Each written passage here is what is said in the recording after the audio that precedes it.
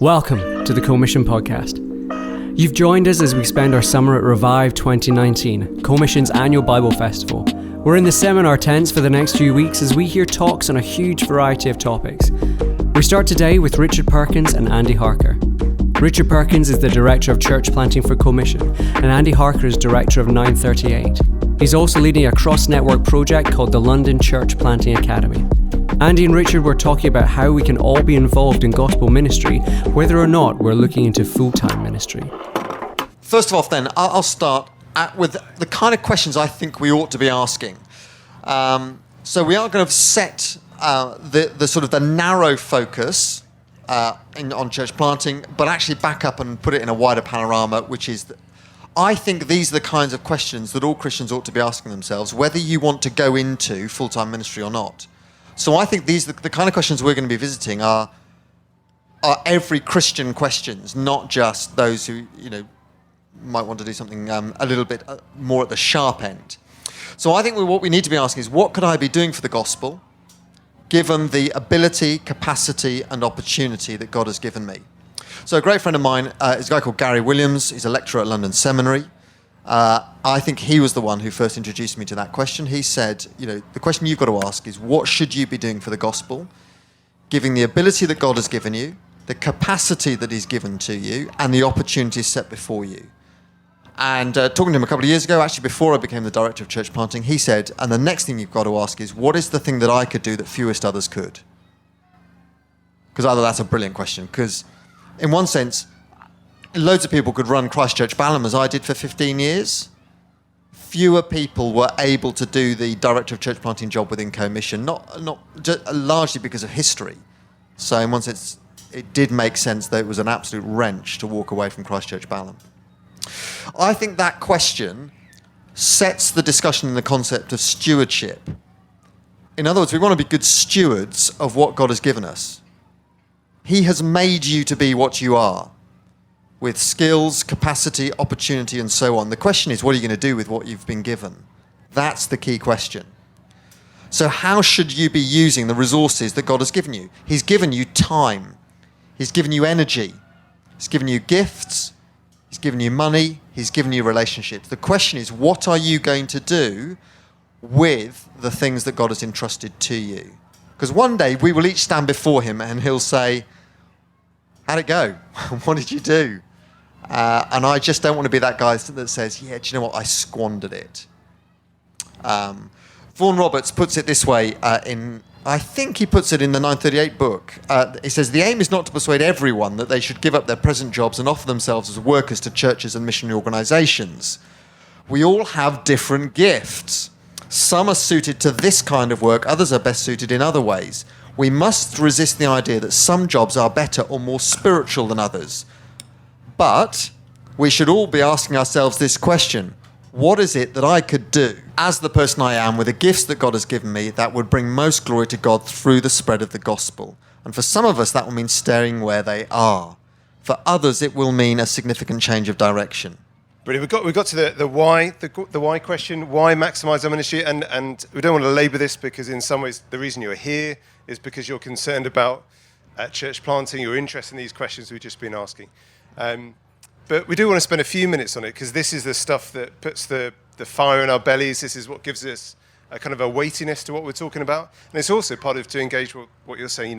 It's how God reveals to us what is clear and what he wants us to be doing. So first reason, there's loads of reasons that we could put down there, but one reason, and a key one that connects with the whole theme of this weekend, we seek to maximise our ministry because that's why Christ died. It's part of the purpose for which Christ died is us being eager to do ministry and maximise our ministry. So this passage from Titus 2, you'll know this passage. For the grace of God has appeared that offers salvation to all people. It actually literally says brings salvation to all people. It brings this salvation all the way to us. It teaches us to say no to ungodliness and worldly passions and to live self-controlled, upright and godly lives in this present age, while we wait for the blessed hope, the appearing of the glory of our great God and Saviour, Jesus Christ, who gave himself for us to redeem us. It's the Exodus word, isn't it? To redeem to rescue us from slavery, from all wickedness, and to purify for himself a people. So God is not just in the business of getting individuals, he wants to grab for himself a people. He wants to have this people that are his very own, like my wife is my very own. She's not yours, she's my very own. God wants to have a people like that, his very own, who are purified, who are eager to do what is good. And Christ died for that. That's part of the purpose for which he died. He didn't die to gather a lukewarm bunch of people. He gathered to die for a people who are eager, zealous to do what is good, to maximize every good they can do. And so not to do that is to frustrate part of the purpose for which Christ died. That's a big thing, isn't it? Secondly, we seek to maximize our ministry because we're preparing people for Christ's return. So you got that in Titus 2. It talks about we're waiting for this blessed hope. Then you get it unpacked in 1 Peter 4. So 1 Peter chapter 4 says, the end of all things is near. Therefore, then it gives a load of things. So the context of this whole thing is that the end is near. The end of all things is near. Therefore, be alert and of sober mind so that you may pray. Above all, love each other deeply, because love covers over a multitude of sins. Offer hospitality to one another without grumbling. Each of you should use whatever gifts you have received to serve others as faithful stewards. That's the stewardship stuff coming in again. Faithful stewards of God's grace in its various forms. If anyone speaks, they should do so as one who speaks the very words of God. If anyone serves, they should do so with the strength God provides, so that in all things God may be praised through Jesus Christ. To him be the glory and the power forever and ever. Amen. So that's all in the context of eternity. So Peter mentions various different ways of serving there: hospitality, using different gifts, serving, speaking, but it's all preparing people for eternity. It's all in the light of the fact the end is near. Every church activity that we do, every Christian activity, all gospel ministry is all with the aim of preparing people for Jesus coming back, isn't it? Either we're getting people ready in the first place, so they've got to get in that burnt ground that Yannick was talking about. They've got to get into that safety. They've got to get in the ark because the flood is coming. They've got to get into that safety.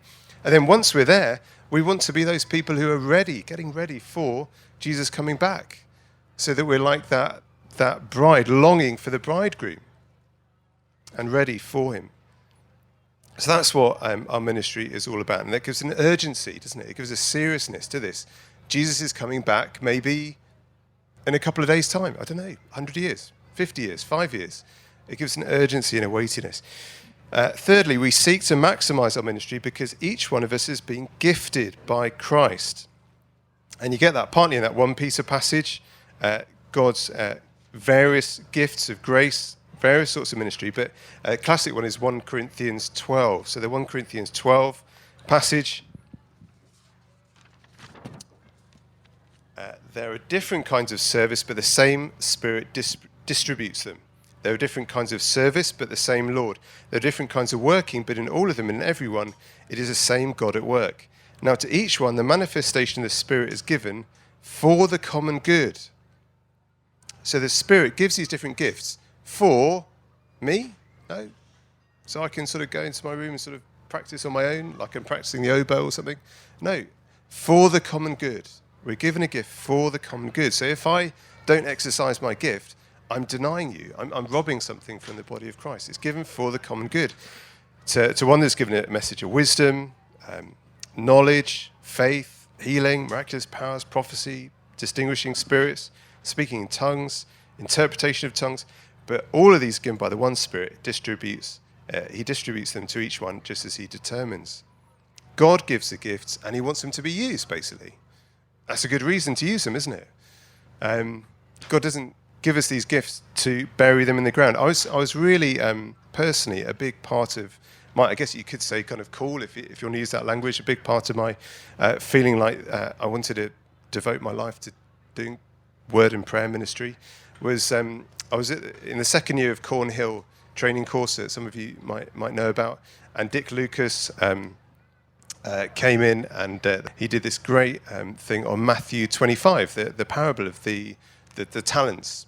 And The story. There's a guy who buries his talent in the ground, and it suddenly struck me. I've just been given this kind of gold dust, this amazing training that I've just been absolutely loving.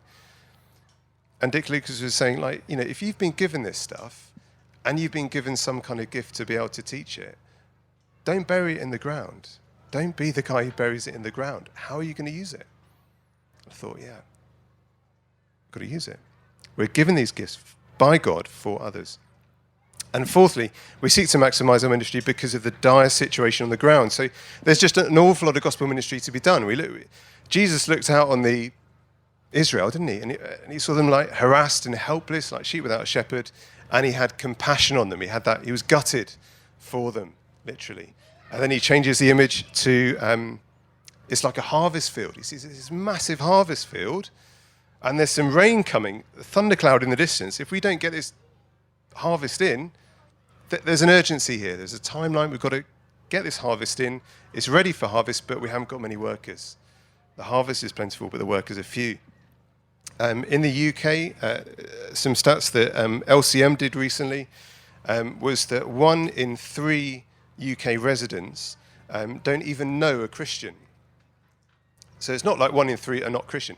It's like 1 in 3 just, they might know of the Pope, but they don't personally know a colleague or a friend who they could go and talk to who they know is a Christian.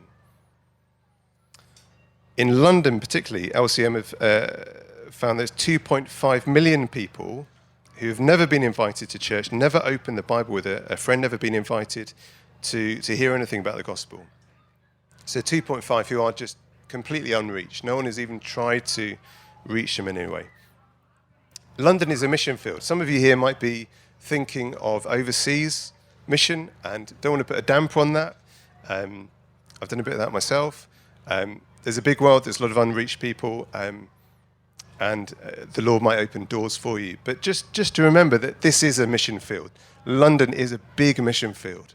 If it was a country, it would be bigger than Austria, bigger than Norway, bigger than about 137 countries in the world. In fact, if you added up the 61 smallest countries in the world, that's the size of London. It's a big place. And not only just a lot of people, but a lot of unreached people. So there's people, there's people walking amongst us here, aren't there, from Somalia, North Korea. There's a lot of unreached people in this city. 222,000 people in London were born in Bangladesh.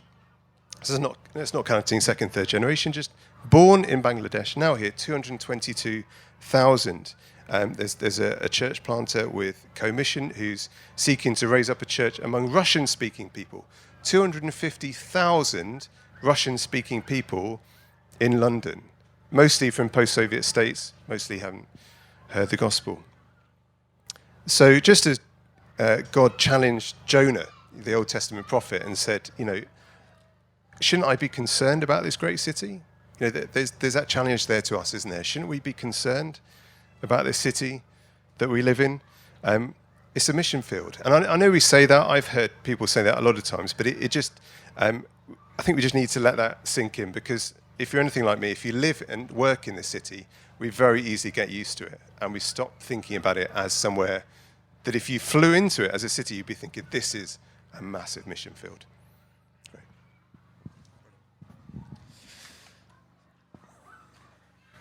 I want to suggest that the key place to start is your local church. If those convictions mean anything to you and have sort of shaken you up and created within you a kind of, okay, the why should I be increasing my ministry? The obvious place to start is in your local church. That's where you are.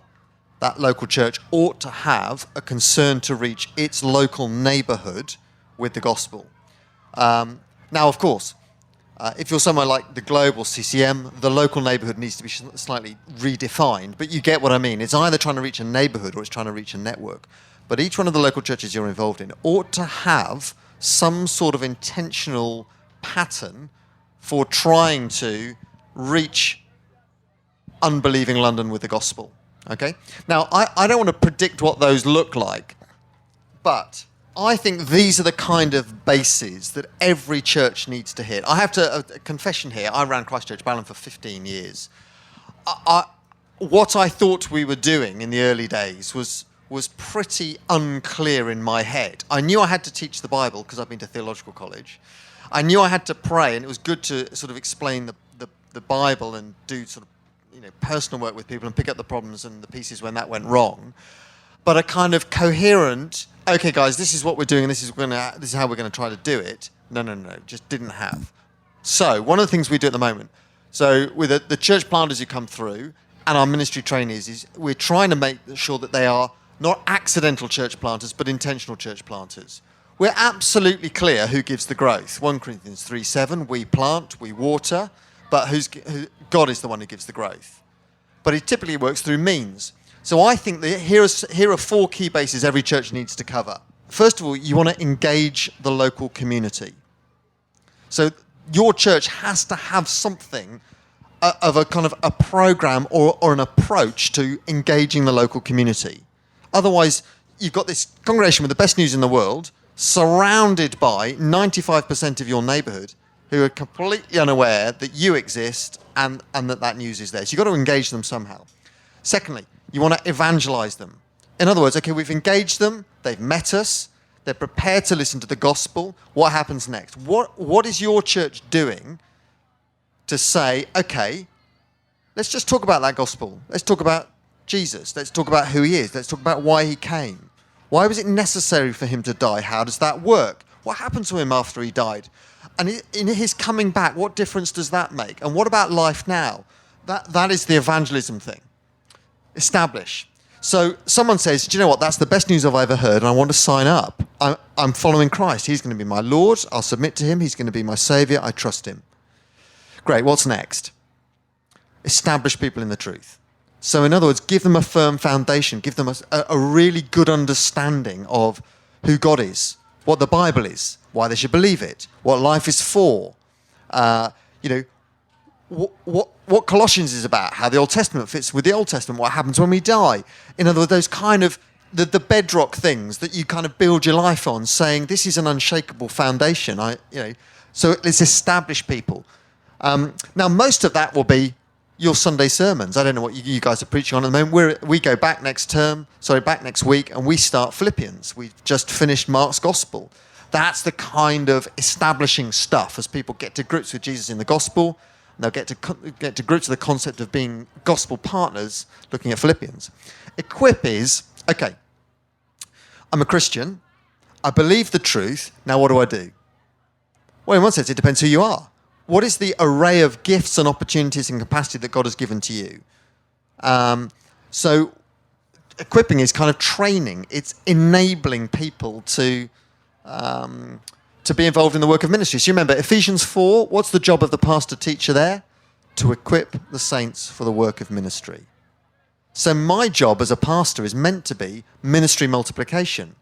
So the success of my job is not determined by the quality of my sermons, but by the activity of the people who are part of our church. Now, I want to say, given that you've got this kind of intentionality in a local church, the place for you to begin, if you're beginning to ask the question, what should I do, is in one of these areas. So here's my question. I don't know whether you've got the sheet in front of you. Just, perhaps with the person next to you or on your own, scribble down what you think your church family does in each of those areas. So, for example, at Bridge Church Peckham, Daniel will tell you, what do we do in terms of engage? How do we intentionally engage the local community? Door to door. Okay, we started it last week. It was terrifying, but it went better than I ever could have hoped. Evangelism. We're going to try and train everyone in our congregation to be able to do one-to-one with someone else. That is a big ask. Establishment is the regular Sunday sermons. Equip. We have a midweek training course. That is the what of ministry. And I want to encourage you to take that away and think about that. Think about what your local church is doing in each of those areas and how you could be involved.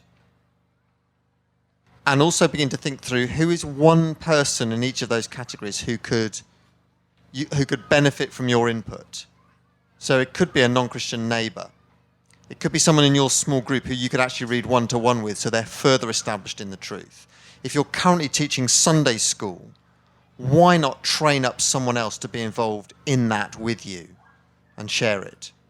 Okay? And that is, in one sense, the job of ministry is being involved in those things.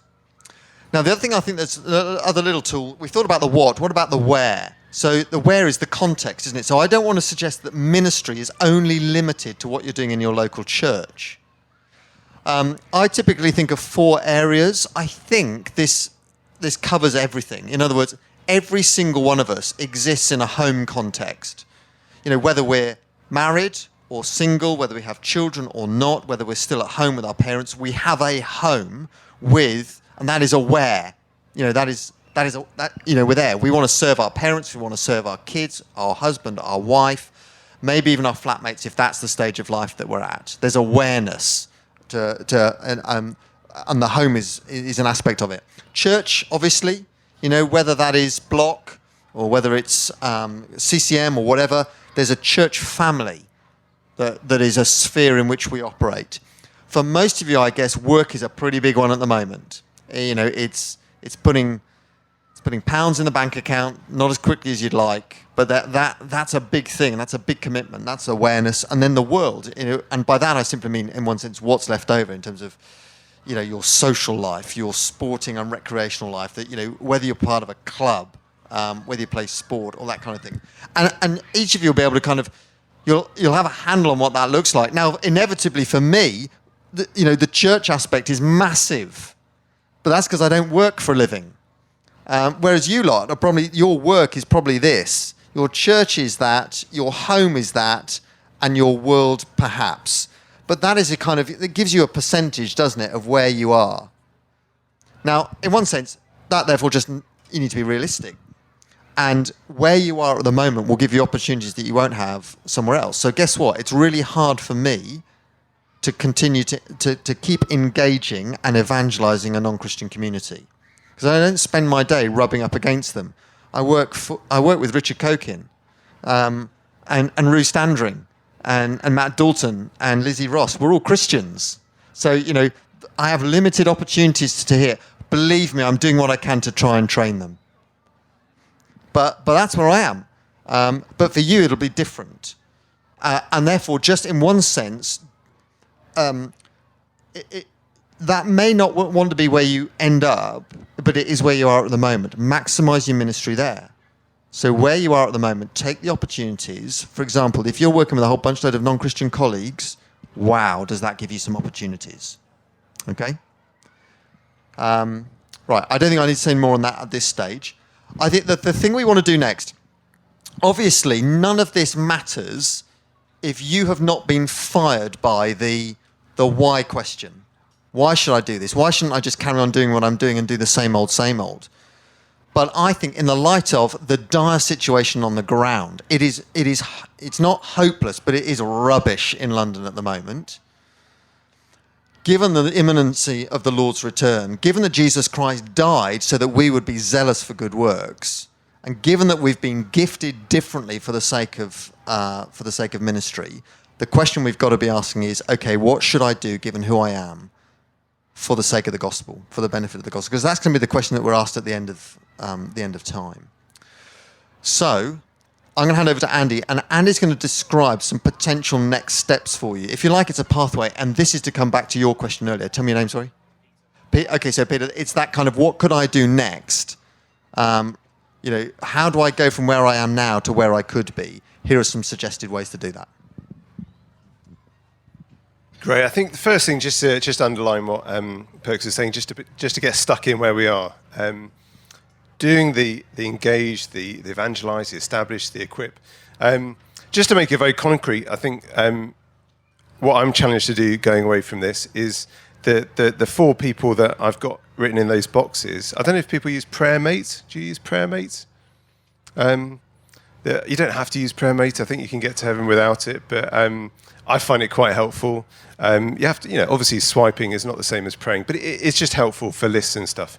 And what I'm challenged to do is put those 4 people into different days on a prayer mate thing, and then that will prompt me to pray for them, and that might actually prompt me to do something about that.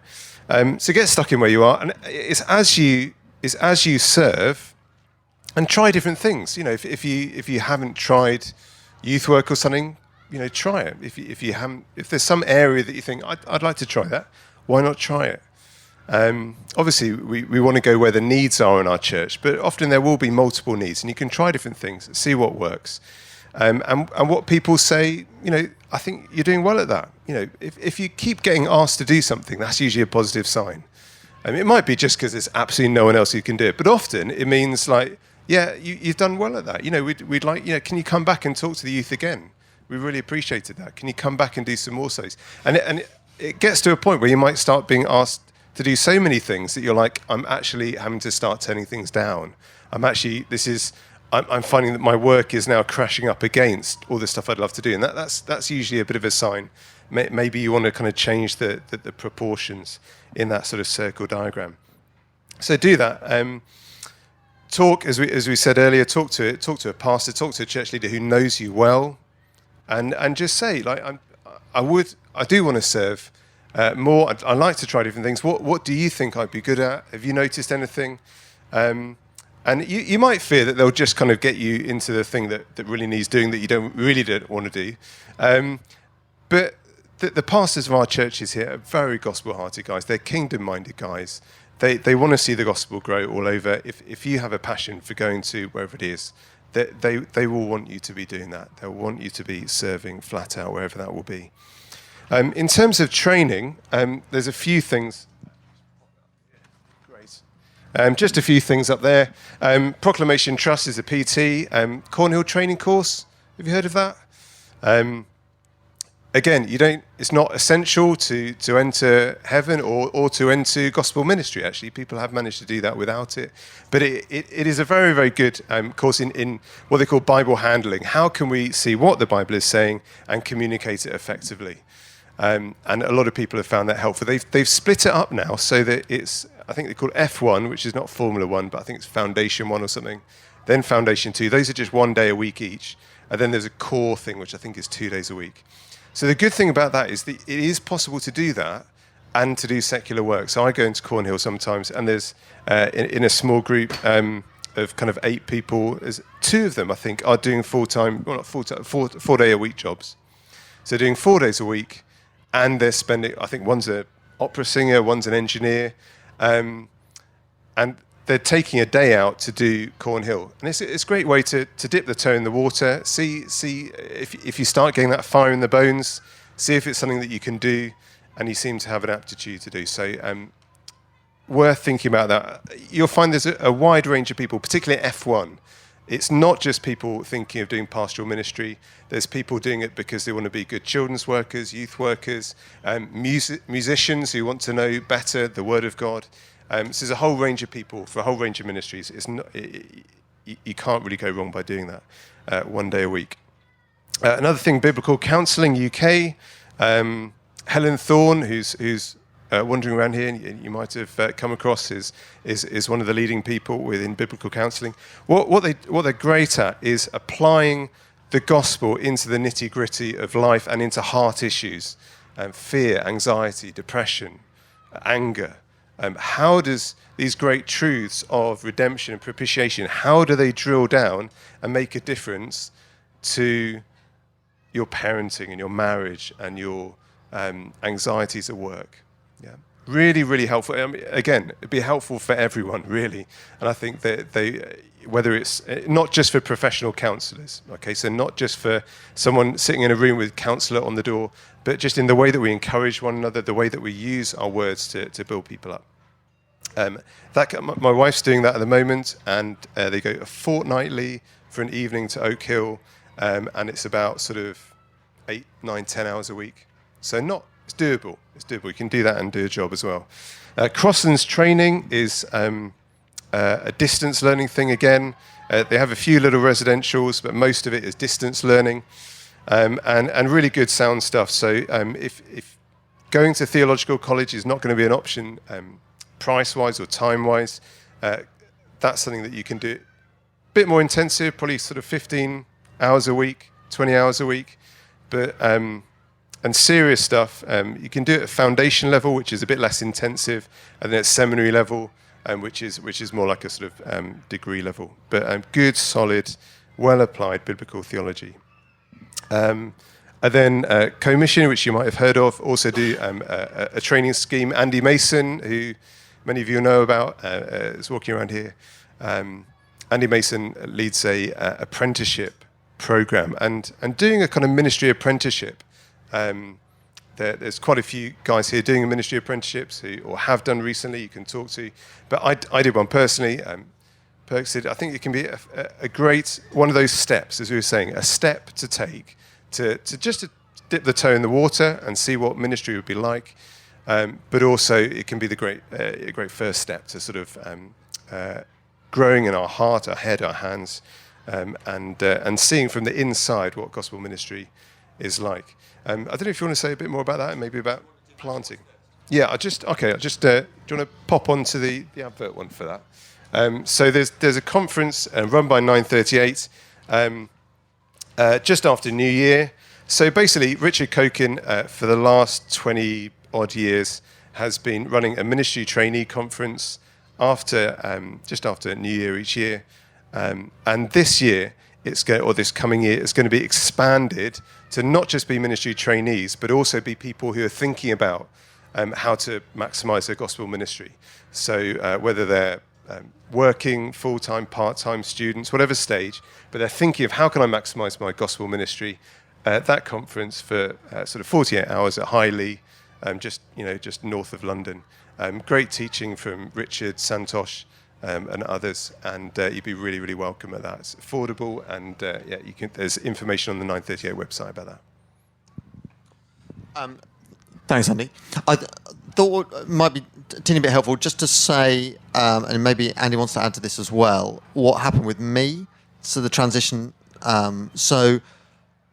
School, left school, joined the Royal Navy.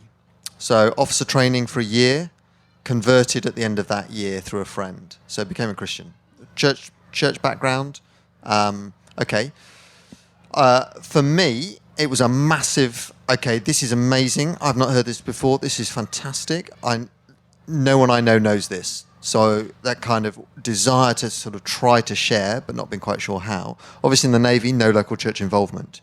Pretty problematic. Got involved in camps, which are a good thing to do, and I learnt to explain the Bible, explain the gospel, be a part of a team, pray, all that kind of stuff. Brilliantly helpful for me in terms of grounding.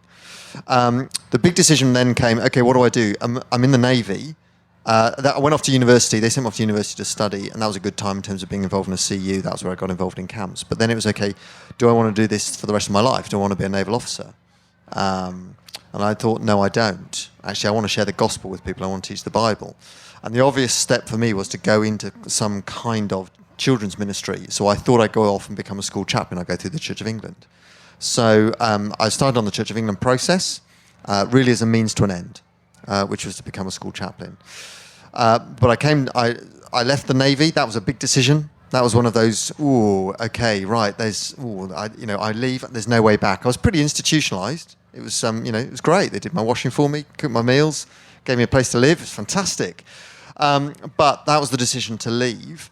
Did that and realized, and took an opportunity to work in a local school with a chaplain and get some ministry experience. So I was a teacher, but at the same time, just spending time with the chaplain trying to work out what's what. He said, look, you need to go and get trained. You need Bible handling skills. You need to go to Cornhill. Okay, where's Cornhill? London. Right. I was in Henley-on-Thames. Right, complete shift. You need a church placement. Oh, okay. He said, don't worry, I know just the man for you. So I went to Dundonald. Richard Cokin became my placement supervisor. I went to Cornhill. I did Cornhill in a year. It was nuts. I didn't remember anything after about January.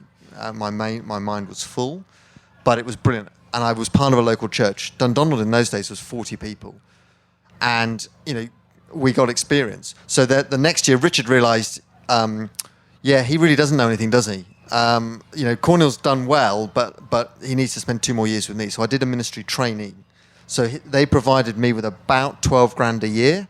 I had a working wife who funded stuff, but we could live on that in London. And so I did that for 2 years, then went off to theological college, which for me was Oak Hill. Brilliant time. Came out, planted Balham. So went into church planting there. Prior to that, Richard had got me to try a couple of things, to start a new camp, and I tried trying to get something up and running in the local YMCA as a kind of ministry outreach there. So he'd given me experience of trying stuff that hadn't gone brilliantly. Some had gone better, but I got lots of ministry experience through. So the idea of planting a church out of college wasn't totally outside of the grounds of possibility. But for me, it was just a lot of little mini steps, which were, this looks like the obvious next step. And once I'm still waiting to become a school chaplain, but it looks like that ship has sailed. And here I now find myself in a position where I'm the director of church planting, trying to help other guys get plants up and running. But I think if you told me back when I was 22, I'd have laughed and said, it's nuts. So many steps. We had a question earlier about church planting. How to support a church plant. I'll go back, Andy, I've got it. There you go. Okay. I have to say church plants are brilliant. If you're a part of a church plant with 30 people in it, like we are at Peckham, if you've got a heartbeat, you're on the serving team. And so you get experience. Our church plants are the best places to get ministry experience. So I want to say, if you have the opportunity to be part of a church plant, don't miss out. Seriously. Those opportunities don't come along every day. And if you get a chance, do it. It'll be the best experience for you in terms of ministry experience. Here are a suggestion of ways in which you can be involved in church planting. First of all, pray for it and pray for our plants. Those guys it's early days. Nothing's a given. Everything's starting from scratch. It might be that some of you are in a position to be able to fund church planting. Wonderfully for us in Peckham, I don't cost Peckham anything. I'm doing it bivocationally. And the guy I'm doing with it, a guy called Adrian Yeboah, we've been able to fund to the tune of about £20,000. But if the full-time cost of a church planter is probably somewhere between £50,000 and £60,000 in London. House, wage, national insurance, £50,000. So we need people to fund it. Now there are other ways of doing it bivocationally, and I'm discovering how difficult that is. Participate, go along, be a part of it. So don't be a pew sitter who consumes ministry from the front if you're the kind of person in a spiritual condition who could actually get involved and start serving and put your weight behind whatever that church is doing. And who knows, at some point down the track, it could well be that you actually decide that this is the kind of thing you could be involved in. Thanks for listening to the Co-Mission podcast. For more on church planting and our ministry trainee scheme, go to commission.org. And for more about the London Church Planting Academy, go to londonplantingacademy.org.